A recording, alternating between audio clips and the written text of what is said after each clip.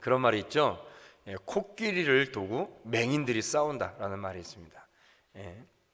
맹인들이 앞을 못 보시는 분들이 코끼리를 모는데 한 맹인은 그 둥그런 넓적다리를 붙잡고 코끼리는 기둥과 같다, 또는 긴 꼬리를 한번 만지더니 코끼리는 긴 뱀 같다, 또 넓적한 귀를 만지더니 코끼리는 얇고 넓적하다, 이렇게 얘기를 합니다.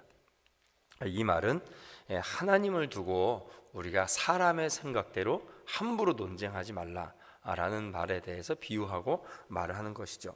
우리가 살아가는 인생이 길어야 100년입니다. 그리고 사람이 가지고 있는 지식이 아무리 커도 영원하시고 전지하시고 전능하신 하나님의 그 지혜와 오묘함에 비교할 수가 없죠.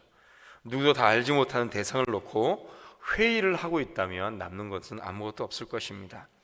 욥은 고난 가운데 하나님과 씨름을 하고 있습니다. 현실이 너무 고통스럽죠.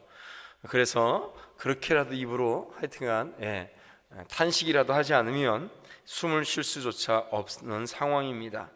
죽고 싶다가도 자신의 무죄가 밝혀지지 않을까봐 그것이 더 두려워서 하나님께 매달리고 있죠. 그러나 하나님을 가르치거나 하나님을 판단하려고 하는 것이 아닙니다. 그 고통과 고난 때문에 그저 하나님께 탄식하고 있는 거죠. 그러나 새 친구들은 욥의 얘기를 듣다가 욥을 정죄하고 자신들이 가지고 있는 얕은 지식과 경험을 가지고 비난하고 있습니다. 오늘 본문에서 새 친구 중에 이제 마지막 사람인 소발이라는 사람이 첫 번째로 또 욥을 향해서 말이 많다라고 비난하면서 자신의 발언을 시작하고 있죠. 욥의 말을 들어보면 이렇습니다. 2절부터 보면 자신들의 말에 대해서는 모두 맞고 욥이 하는 말은 모두 틀리다라는 식의 논리를 가지고 욥이 너가 말을 많이 하는 것을 보니 너가 어리석은 자고 의롭지 못하기 때문에 너가 지금 말을 많이 하고 있다라고 말을 하고 있습니다.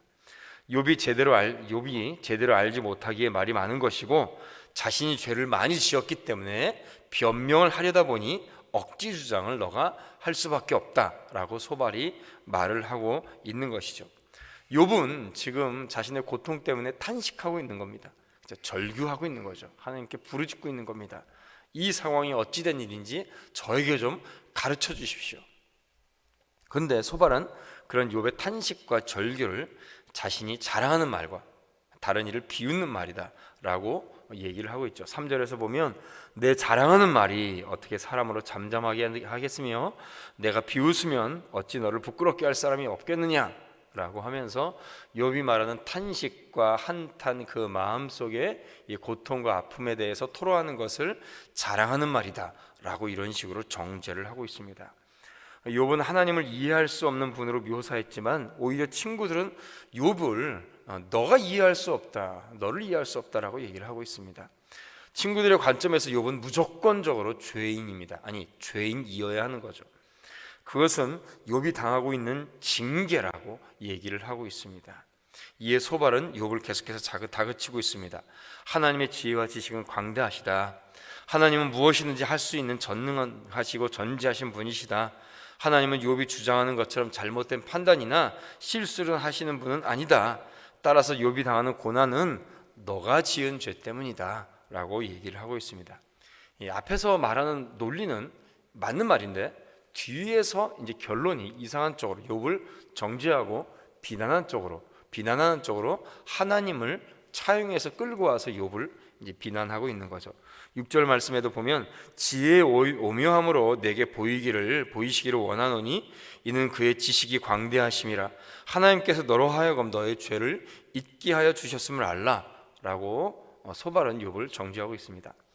소발은 욥에게 하나님이 어떤 분이신지를 너가 제대로 알게 된다면 너가 제대로 깨달을 수 있을 것이다. 너가 하나님을 알지 못하고 있다. 너가 무지하다. 그래서 너가 죄 지은 것도 제대로 깨닫지 못하고 있다라고 욥을 정죄하고 있는 것이죠. 하나님의 지혜와 능력은 욥이 측정할 수 있는 수준을 초월하고 하나님의 오묘하심은 하늘보다 높으며 수월보다 깊고 땅보다 길고 바다보다 넓다. 따라서 얄팍한 지식으로 하나님에 대해서 안다고 너가 욥아 함부로 말해서는 안 된다라고 소발은 욥을 정죄하고 있는데 사실은 이 말은 소발 스스로에게 오고 있는 그런 책망이 되고 있습니다. 오히려 소발이 자기가 가지고 있는 얕은 지식으로 하나님에 대한 지식을 가지고 욥을 도리어 정죄하고 있는 것이죠. 욥이 하나님의 징계에 대해서 억울함을 주장하지만 하나님은 악인들을 사차시 살피시고 그들을 심판하시고 징계하시는 분이시다. 그러므로 욥은 헛된 변명으로 하나님과 친구들을 속이기보다는 하나님 앞에 죄를 인정하고 너는 용서를 빌어야 된다. 하나님 앞에 죄를 인정해라 라고 하는 것이 소발의 주장입니다. 10절과 11절에 보면 하나님이 두루 다니시며 사람을 잡아 가두시고 재판을 여시면 누가 능히 막겠느냐. 하나님은 허망한 사람을 아시나니 악한 일은 상관하지 아니하신 듯하나 다 보시느니라 라고 소발은 욥에 대해서 얘기하고 있습니다. 본문에서 말하는 바와 같이 앞선 두 친구와 마찬가지로 소발이 주장하였던 하나님의 공의, 의인에 대한 축복, 악인의 심판, 이런 견해는 절대로 틀린 말이 아닙니다. 다 맞는 말이죠.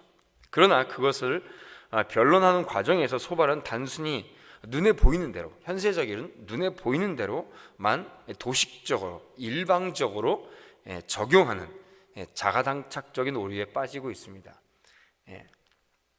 이 두 친구와 더불어 그들의 결정적인 잘못이라고 할 수가 있는 것이죠. 단순한 논리, 무조건 죄를 지은 사람은 곧바로 하나님께서 심판하시고 고난을 주시기 때문에 너는 죄를 지었고 그래서 너는 고난을 받는 거다. 왜냐하면 하나님의 공의는 분명히 실현되는 것이죠. 그러나 하나님의 공의가 지금 당장 실현될 수도 있지만은 하나님의 공의하심은 종말에 가서 종국적으로 완성되는 것도 더 많이 있습니다. 그것을 최종적으로 완성해가는 중에 현실 속에서 하나님은 마치 일시적으로 우리의 눈에는 아무것도 안 하시는 분처럼 보일 때가 있습니다. 의인이 고난받는 것을 그냥 바라보고 계시는 분처럼 보일 때도 있습니다. 악인들이 이 세상에서 힘을 얻고 권력을 잡고 오히려 악인들이 형통한 것을 하나님께서 그냥 묵과하시고 그냥 놔두시는 것처럼 보이기도 합니다. 그것은 우리가 눈에 보이는 현상일 뿐이죠. 하나님께서 그 구원의 모든 것들을, 그 공의를 종국적으로 종말에 가서 완성해 가시는 그 과정 속에서 있는 것을 사실상 사람의 눈으로 함부로 판단할 수가 없는 것입니다.